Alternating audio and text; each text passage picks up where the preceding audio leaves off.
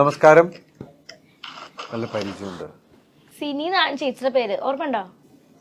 മനസ്സിലായോ? സിനിഷ.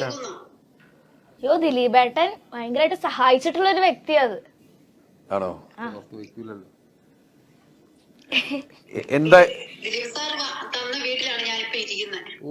അതുപോലും ഓർത്തു വയ്ക്കുന്നില്ല. എവിടെയാ?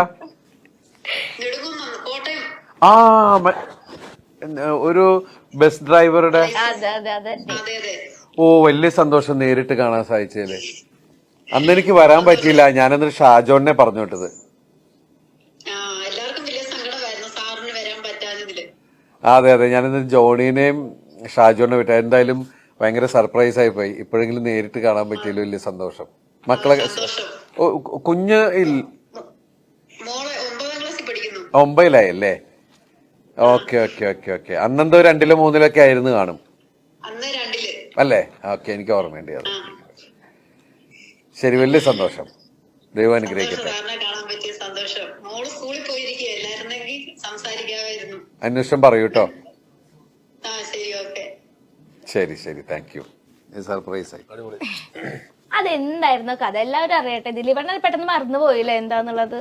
അല്ലല്ല, അതെന്താന്ന് വെച്ചാല് ബസ് അന്ന് സ്റ്റാൻഡിൽ നിന്ന് പുറത്തെടുക്കുന്ന സമയത്ത് അദ്ദേഹത്തിന് ഡ്രൈവ് ചെയ്ത അദ്ദേഹത്തിന് പെട്ടെന്ന് അറ്റാക്ക് വരികയും എനിക്കൊന്ന് കുഴഞ്ഞ് സ്റ്റിയറിംഗിൽ തന്നെ ഇതായിട്ട് മരിച്ചു എന്നാണ് കേട്ടത്.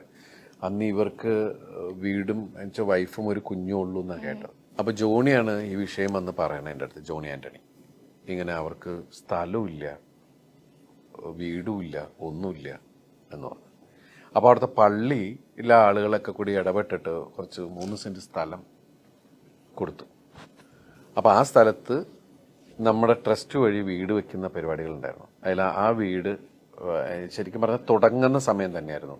അപ്പോൾ അതിൽ പെട്ടെന്ന് നമ്മൾ വീട് പണിത് കൊടുത്തത് അതിലൊരു വീട് അവരുടേതാണ്. പക്ഷെ അന്ന് അതിന്റെ താക്കോൽദാനത്തിന് എനിക്ക് പോകാൻ പറ്റാത്തതുകൊണ്ട് ഞാൻ ഷാജോണെയാണ് വിട്ടത്.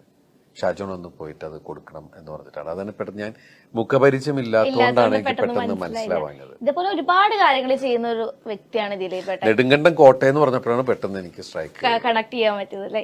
ഇതേപോലെ തന്നെ ഒരു ത്രോ ബോൾ കളിക്കുന്ന ഒരു നാഷണൽസിൽ പോകാൻ വേണ്ടി നിൽക്കുമ്പോൾ ഇതേപോലെ ഫണ്ടിന്റെ കുറച്ച് ഇഷ്യൂസ് ഒക്കെ വന്നപ്പോഴും ദിലീപേട്ടൻ ഇതേപോലെ ഒരുപാട് പേരെ സഹായിച്ചിട്ടുണ്ട് ആ ഒരു ടീമിനെ.